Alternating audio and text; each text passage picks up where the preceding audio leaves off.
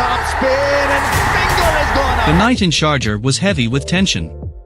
Pakistan's innings had stuttered to just 141, a total that looked fragile, almost inviting Afghanistan to chase down glory. But cricket thrives on the unexpected. And from the shadows, Mohammad Nawaz emerged as the destroyer. Pakistan's batting never looked settled. Sahibzada Farhan's duck set the tone, Fakhar Zaman scratched his way to 27, and Nawaz himself added a fighting 25 down the order. But none could carry on, as Afghanistan's spinners, led by Rashid Khan with 3 for 38, kept Pakistan tied down. By the end, no batter had crossed 30, and 141 felt well below par. Afghanistan's chase, however, was no different. Gurbaz fell early to Shaheen Afridi, and the rest never adapted. Not a single batter could hold firm, with Rashid Khan's 17 being the top score of a forgettable innings. What looked like a chaseable target turned into a nightmare. He wasn't just taking wickets, he was ripping through Afghanistan's dreams. First came the LBW, then the edge, then a stumping. And suddenly, Nawaz stood on the brink of history. With Sharjah holding its breath, he floated one outside off, drew Ibrahim Zadran forward, and watched as Mohammad Haris whipped off the bails. The hat-trick was complete. In just 6 balls, Afghanistan's chase had been killed before it even began. By the time he finished with Rashid Khan's wicket, Nawaz's figures read 5 for 19, destruction at its purest.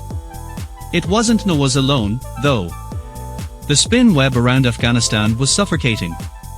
Abrar Ahmed chipped in with 2 for 17, and the young left-arm spinner Safian Muqeem was outstanding with 2 for 9. Together, they turned the ball square on a dew-soaked Sharjah surface, ensuring Afghanistan's innings lasted barely 16 overs. Pakistan's 75-run triumph sealed the Tri-Series title in emphatic style. From doubt to dominance, Nawaz had lived up to the word Babar Azam once used to describe him, match winner. And just days before the Asia Cup begins, Pakistan had delivered a message: they can crush teams even without batting brilliance. But while Pakistan were celebrating under the Sharjah lights, across in Southampton, another cricket storm was unfolding, one that rewrote the history books. England were staring at the possibility of a whitewash against South Africa. Pressure was immense. Yet instead of folding, they produced one of their most ruthless ODI performances ever. It began with Jacob Bethel, just 21 years old, carving out his maiden international century. Partnering with Joe Root, the pair piled on a massive 182-run stand. Root was clinical, Bethel fearless. By the time Joe's butler added his late fireworks, England had stormed to 414 for 5, a mountain that already looked insurmountable. But what followed was destruction.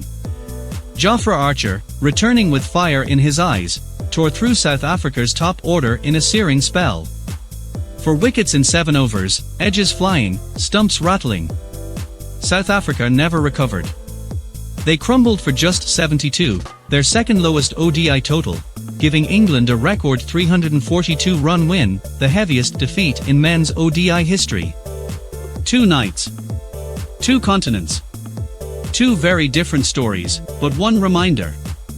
Cricket, at its heart, is a game of extremes. Pakistan, powered by Nawaz, lifted a trophy. England, led by young Bethel and the fiery Archer, delivered a thrashing no one will forget. And this is just the beginning. The Asia Cup looms, the World Cup approaches, and the stage is set for more drama, more collapse, more triumph.